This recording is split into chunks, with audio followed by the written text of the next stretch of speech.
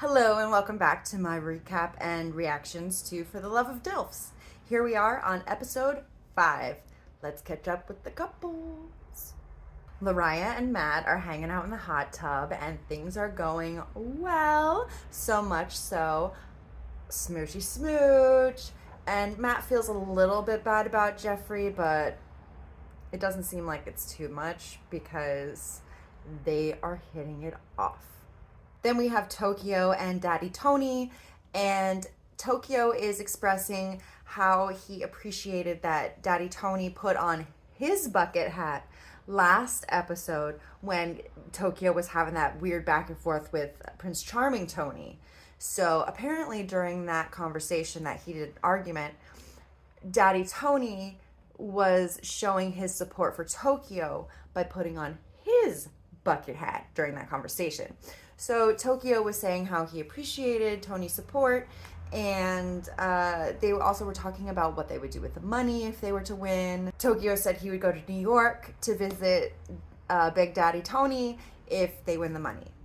We get the last additional himbo of the season, and this himbo is Prince Joshua.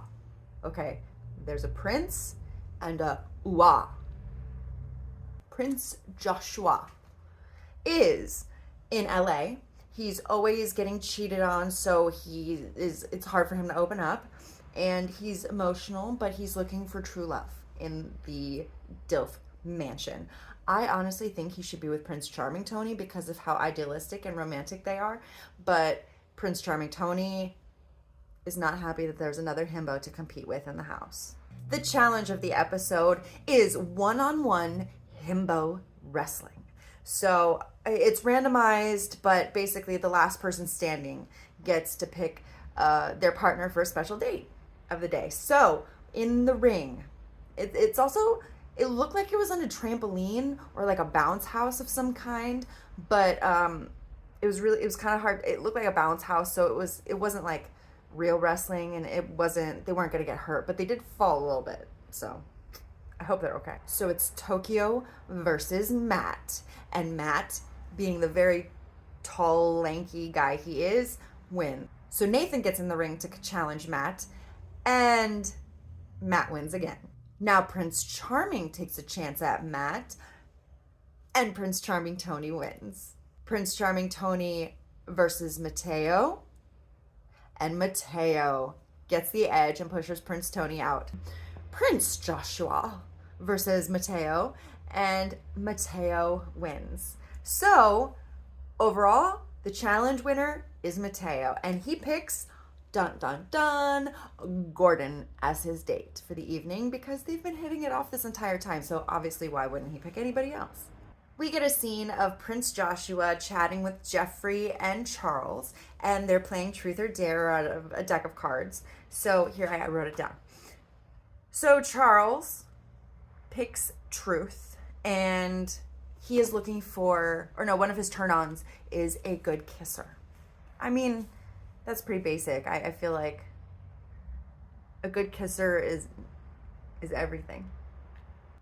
Prince Joshua picks Dare, and his challenge is to fit as much of his fist in his mouth as he can. Yay.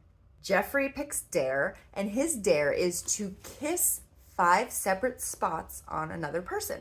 So Jeffrey picks Prince Joshua. So Jeffrey starts spouting Shakespeare as he's doing these 5 kisses on Prince Joshua.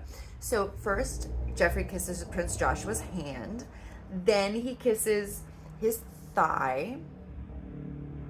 Oh, then his shoulder. And then his neck. And then his forehead. But all the while, he's spouting Shakespeare in between kisses, which is pretty impressive because, not a lot of people have Shakespeare just memorized and ready to go. Charles picks Dare next, and his card was get or give 5 spanks. So Prince Joshua gives Charles 5 spanks, and it seems like they're enjoying it a little bit. And then Prince Joshua picks Truth, and it's, what is the oldest person you've been with? And he said somebody in his 50s. So that's a little game that we got to play. There were no consequences for it. It was just a little bit of fun and getting to know you with Prince Joshua and 2 daddies. Since he won the wrestling challenge, Mateo picks Gordon for his date, and they have a very lovely date. Meanwhile, everybody else is on a group date. Tokyo is in almost nothing, and kudos, kudos.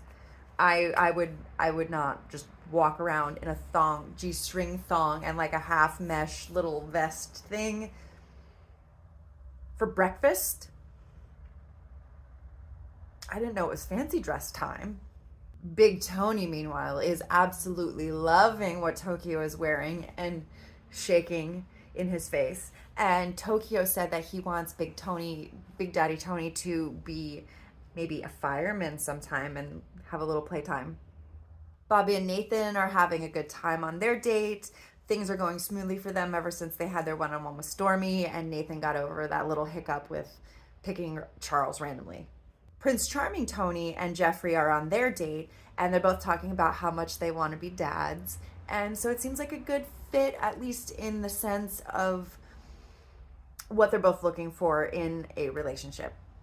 Prince Joshua flat out admits that he's looking for fame, and so him and Charles is a little bit fake for me, because Charles is a photographer, he's an author, he's already established.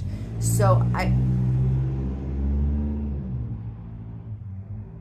I could see Prince Joshua really lashing onto Charles and kind of using him for fame and gain in a way. So I hope that's not the case, but we shall see.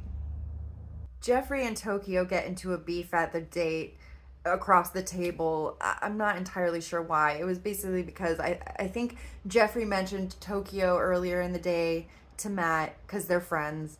And so Tokyo overheard Jeffrey say his name. And so then Tokyo's like, why did you say my name? And Jeffrey's like, because you and Matt are friends and I'm no longer cool with Matt. So I guess, And meanwhile, Tokyo's on the table, the breakfast table, in a G-string almost, just like twerking, again, being super disrespectful while Jeffrey's talking. And Jeffrey's like, I'm not going to bite. I'm just going to talk to him like a normal person. And he's going to do what he's going to do. So Big Tony, Daddy Tony stood up for Tokyo, but I don't know why.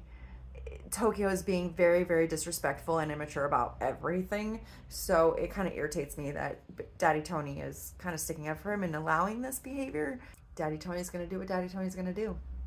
Gordon and Mateo come in from their date at the most.